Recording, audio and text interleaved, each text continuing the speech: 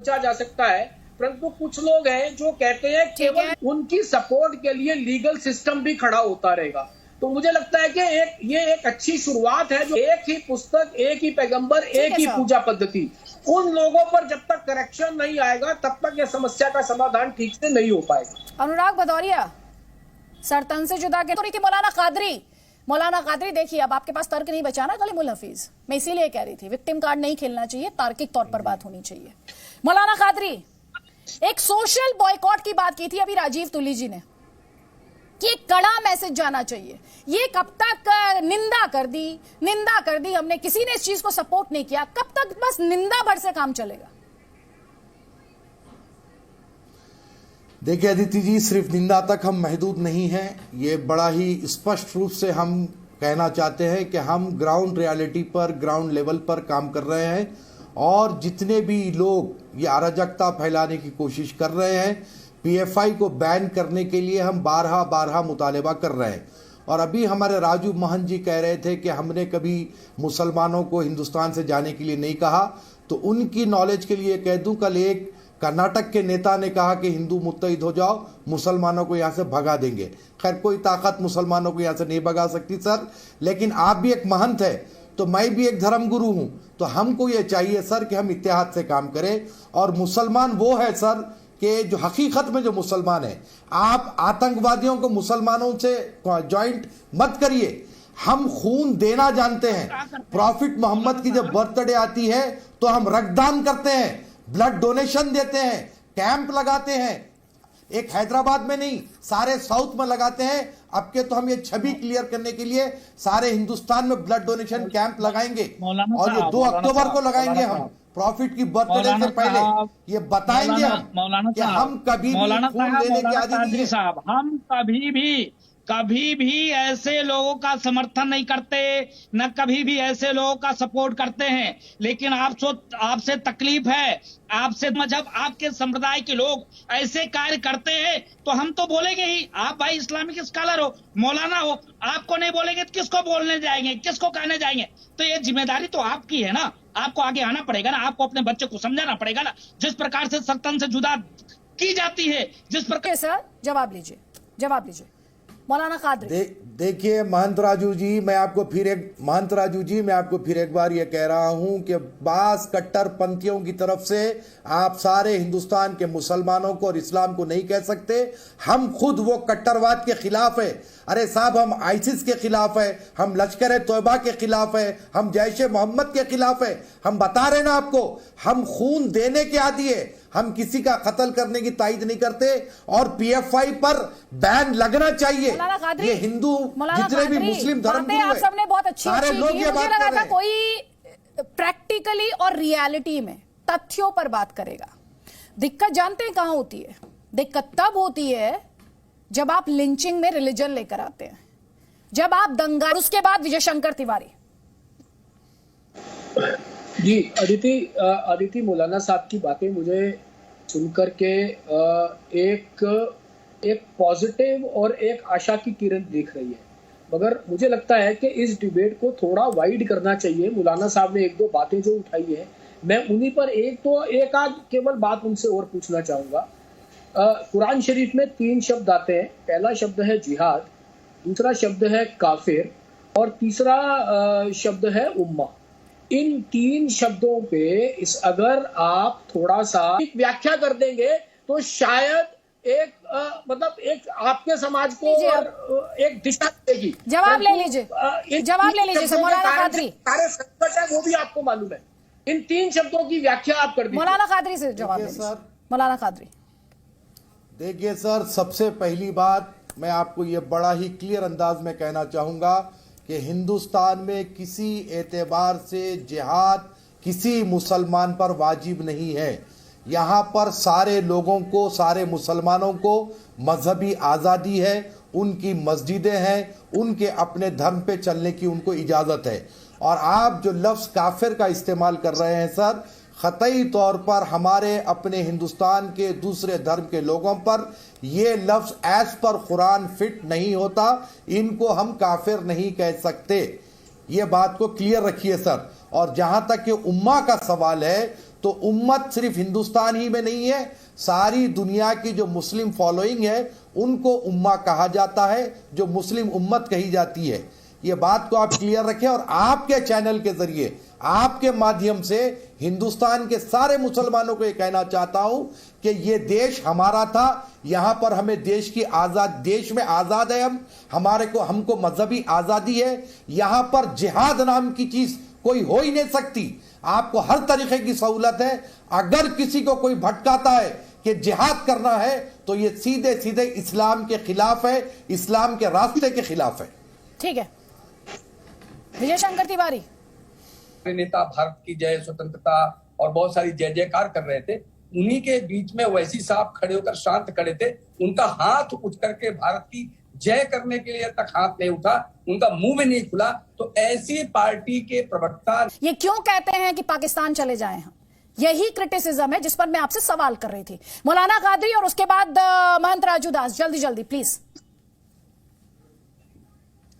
देखिए मैडम, जहां तक के सवाल, कुछ लोगों ने ऐसा किया कि पाकिस्तान जिंदाबाद, और आपके और कई चैनल्स के जरिए देखा कि यूपी में कुछ एक जगह पर पाकिस्तानी जो है परचम भी लहराया गया, झंडा लहराया गया। तो हम ऐसे लोगों से बिल्कुल ही तौर पर मुतमईन नहीं है। हम ये कहते हैं कि जिस देश में रहते हैं उस देश की गाते हैं। ये हम ही नहीं कहते, इस्लाम ये कहता है कि जिस देश में रहते हो उस देश की मट्टी से मोहब्बत करो, उस देश की सरहदों की हिफाजत करो।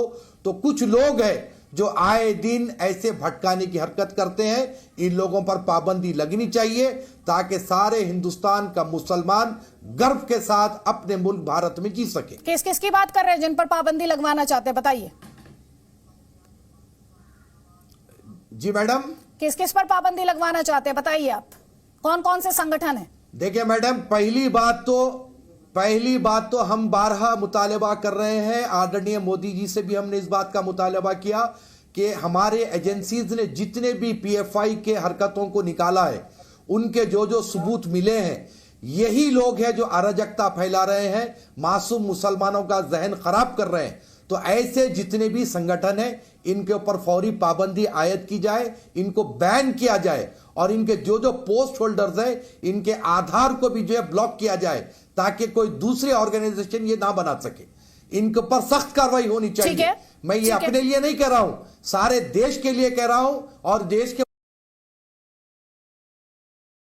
कि ये जो धमकी है ये रुकेगी कैसे? आप देखो मदरसे में जो सोच भरी जाती है इनके बच्चों को, इनके लोगों को, इस पर पकाए। चलिए, मुझे इस डिस्कशन को यही क्लोज करना है। आप सभी मेहमानों का, राजीव तुली जी, महंत राजू दास जी, मौलाना अली कादरी जी और कलीमुल हफीज जी, बहुत बहुत शुक्रिया जी न्यूज के इस डिस्कशन में शामिल होने के लिए। एक बड़ी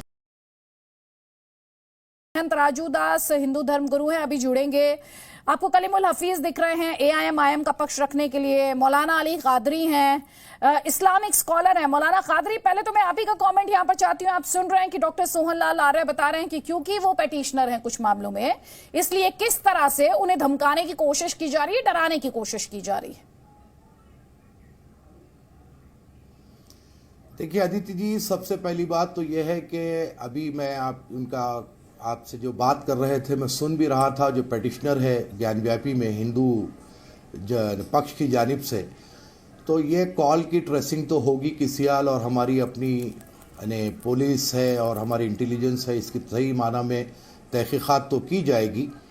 अब रहा सवाल मैडम कि ये फ़ोन इनको कहाँ से आया था, किस देश से आया था। अगर ये पड़ोसी मुल्क से, देश से आया है, पड़ोसी देश से अगर ये कॉल आया है, तो ये बात सीधी सी है कि हमारे अपने देश को वातावरण ख़राब करने के लिए एक नापाक कोशिश की जा रही है। ये ज्ञानव्यापी की कानूनी जंग है जिसमें हिंदू पक्ष भी अपना पक्ष रख रहा है, मुस्लिम पक्ष भी अपना पक्ष रख रहा है, और हर दो को हक है कि वो अपना पक्ष रखें। आपको जानकर ये आश्चर्य होगा कि जिस वक्त मैं ज्ञानव्यापी में संवाद की बात कर रहा था, सौहार्द को बनाए रखने की बात कर रहा था, तो उस वक्त भी मुझे सोशल मीडिया के ज़रिए मुझे भी काफ़ी धमकियाँ मिली थी। तो ऐसे शरारती तत्व जो है, ये नहीं चाहते कि हमारे देश में सौहार्द बना रहे या हमारे देश में भाईचारगी बनी रहे। ज्ञानव्यापी का मसला कानूनी मसला है, ये कोर्ट जो भी डिसाइड करेगा। ऐसे धमकियों से ना तो ये हमारे पिटिशनर साहब को डरने की ज़रूरत है, ना मुस्लिम पक्ष के किसी लोगों को डरने की ज़रूरत है। अगर बेहतर इससे में यही होगा, मैं तो इससे पहले भी कहा हूँ कि ये कोर्ट में तो मामला चलेगा, अगर दोनों पक्ष सर, चाहें कोर्ट में तो इसको संवाद के जरिए भी हल कर सकते हैं। लेकिन डॉक्टर सोहन लाल आर्य जो बता रहे हैं वो तो पाकिस्तान से धमकी बता रहे हैं, लेकिन उससे पहले भी हमने देखा है इस देश में किस तरह से धमकियां दी जा रही हैं। हमने शिवसेना के नेता को किस तरह से धमकी मिली वो भी हमने आपको बताया। हम अपने दर्शकों को, ये कोई एक मामला तो है नहीं, कितने ऐसे मामले अब सामने आ चुके हैं, लेकिन सर तन से जुदा उसके बाद ये थम क्यों नहीं रहा है? देखिए मैडम, ये बात बड़ी ही क्लियर है कि कुछ शरारती तत्व है जो अराजकता हमारे देश में फैलाने की कोशिश कर रहे हैं। जिस तरीके से PFI है, ये लोग का एक ग्रुप है जो हमारे देश के वातावरण को मुसलसिल ख़राब करने की एक नापाक कोशिश कर रहा है। और इसी मसले में जहाँ तक के सर तन से जुदा का जो स्लोगन था, नारा था, इस मुताल्लिक हमने अजीत डोभाल साहब के साथ भी कॉन्स्टिट्यूशन क्लब में मीटिंग की और वहाँ पर तमाम ही हिंदुस्तान के चोटी के धर्मगुरु जमा रहे और इसको कंडेम किया। तो हम ऐसे कोई भी नारे की ना तायद करते हैं, ना ऐसी कोई गतिविधि में लिप्त आदमी है हम उसकी तायद करते हैं। हम ये कहेंगे कि ये हमारा देश संविधान से चलता है, हमारे देश के कानून से चलता है। हर कोई कहता है, जो किया ये हर कोई जानता है, ये हर कोई देखिए, जहाँ तक इस धमकी का सवाल है जो पाकिस्तान से आप बता रही हैं, ये तो जाहिर है कि ये विदेश मंत्रालय और हमारा जो NSA हैं वो इसको टैकल करेंगे, कौन धमकी दे रहा है और कैसे इसको डील करना है, और जो भी सज़ा देनी है उनको जैसे भी टैकल करना करेंगे। लेकिन मैं तो सिर्फ इतना कहूँगा कि ये जो मैटर है ज्ञानवापी का, कोर्ट ही इसका फैसला करे, जो करना है वो बेहतर करेगा। अब आइए, सर तन से जुदा का नारा, इसके लिए भी अभी हमारे कादरी साहब ने कहा कि सबने, हमने खासतौर से मुस्लिम तंजीमों ने सबने इसे कंडेम कर दिया, कोई इसका सपोर्ट नहीं करता। अब फिर भी कोई अगर शरारती तत्व तो आता है, चाहे वो मुस्लिम है या वो, सर तन से जुदा के नारे लगते रहेंगे, टीवी पर बैठ करके कुछ लोग उसको कंडेम करते रहेंगे। जब वो कंडेम करेंगे तो उन्हीं को धमकियां मिलनी शुरू हो जाएंगी, तो वो भी पीछे हटेंगे और AIMIM जैसी पार्टियों के नेता आकर के खड़े होंगे और उन लोगों का सपोर्ट करना शुरू करेंगे कहीं ना कहीं। और वहां पर जाकर के, चाहे वो उदयपुर वाला केस होगा, चाहे वो बेसिक प्रॉब्लम है, वो बेसिक प्रॉब्लम ही और भी की है। हम कहते हैं एकम सत्य विप्र बहुधा वदंती कर दी हमने, किसी ने इस चीज को सपोर्ट नहीं किया, कब तक बस निंदा भर से काम चलेगा? देखिए अदिति जी, सिर्फ निंदा तक हम महदूद नहीं हैं। ये बड़ा ही स्पष्ट रूप से हम कहना चाहते हैं कि हम ग्राउंड रियलिटी पर, ग्राउंड लेवल पर काम कर रहे हैं और जितने भी लोग ये अराजकता फैलाने की कोशिश कर रहे हैं, PFI को बैन करने के लिए हम बारहा मुतालबा कर रहे हैं। और अभी हमारे राजू महन जी कह रहे थे कि हमने कभी मुसलमानों को हिंदुस्तान से जाने के लिए नहीं कहा, तो उनकी नॉलेज के लिए कह दूं, कल एक कर्नाटक के नेता ने कहा कि हिंदू मुत्तहिद हो जाओ, मुसलमानों को यहाँ से भगा देंगे। खैर, कोई ताकत मुसलमानों को यहाँ से नहीं भगा सकती सर, लेकिन आप भी एक महंत है तो मैं भी एक धर्मगुरु हूँ, तो हमको ये चाहिए सर कि हम इत्तेहाद से काम करें। और मुसलमान वो है सर कि जो हकीकत में जो मुसलमान है, आप आतंकवादियों को मुसलमानों से ज्वाइंट मत करिए। हम खून देना जानते हैं। प्रॉफिट मोहम्मद की जब बर्थडे आती है तो हम रक्तदान करते हैं, ब्लड डोनेशन देते हैं, कैंप लगाते हैं। एक हैदराबाद में नहीं, सारे साउथ में लगाते हैं। अब के तो हम ये छवि क्लियर करने के लिए सारे हिंदुस्तान में ब्लड डोनेशन कैंप लगाएंगे और ये 2 अक्टूबर को लगाएंगे। हम प्रॉफिट की बर्थडे से पहले ये बताएंगे हम कि हम कभी भी खून देने के आदी नहीं हैं। साहब, हम कभी भी ऐसे लोगों का समर्थन नहीं करते, न कभी भी ऐसे लोगों का सपोर्ट करते हैं। लेकिन आपसे तकलीफ है, आपसे दुख है। आपने कभी सुना है कि अयोध्या में ऐसे कोई कार्य हुए हैं? नहीं हुए।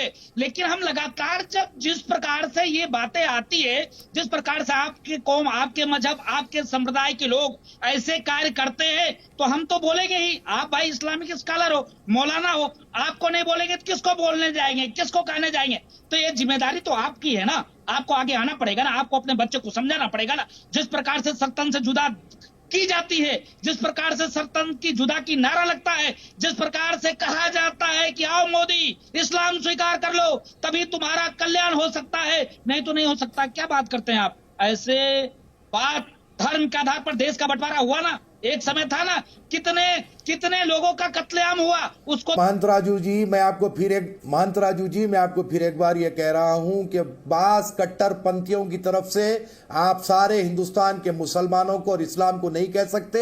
हम खुद वो कट्टरवाद के खिलाफ है।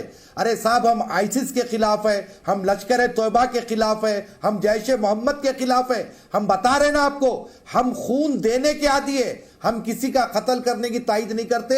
और पीएफआई पर बैन लगना चाहिए। ये हिंदू जितने भी मुस्लिम धर्मगुरु आप सबने बहुत अच्छी सारे लोग ये बात कर रहे हैं। कोई प्रैक्टिकली और रियलिटी में तथ्यों पर बात करें बैठी हैं, लेकिन फिर भी इस तरह की बातें सियासत भी करती है और कुछ जो मजहब के रहनुमा खुद को बताते हैं वो भी करते हैं। दिक्कत वहां होती और इससे आप इंकार नहीं कर सकते। राजीव तुली पहले और उसके बाद विजय शंकर तिवारी। जी, अदिति मौलाना साहब की बातें मुझे सुनकर के एक पॉजिटिव और एक आशा की किरण दिख रही है। मगर मुझे लगता है कि इस डिबेट को थोड़ा वाइड, उम्मा ये कोई शब्द है या नहीं है, और इन मोमिनों को काफिरों के खिलाफ जिहाद करना है या नहीं करना है। आप केवल इन 3 बातों का यदि उत्तर और एक ठीक समाधान दे देंगे तो मुझे लगता है कि एक बहुत बड़ी समस्या का हल हो जाएगा।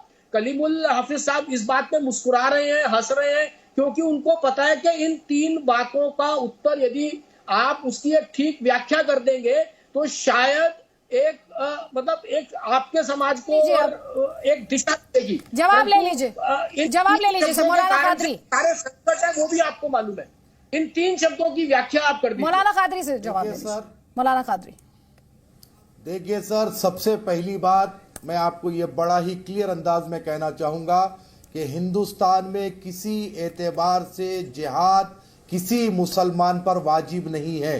यहाँ पर सारे लोगों को, सारे मुसलमानों को मजहबी आज़ादी है, उनकी मस्जिदें हैं, उनके अपने धर्म पे चलने की उनको इजाज़त है। और आप जो लफ्ज़ काफिर का इस्तेमाल कर रहे हैं सर, ख़तई तौर पर हमारे अपने हिंदुस्तान के दूसरे धर्म के लोगों पर ये लफ्ज़ एज पर कुरान फिट नहीं होता। इनको हम काफिर नहीं कह सकते।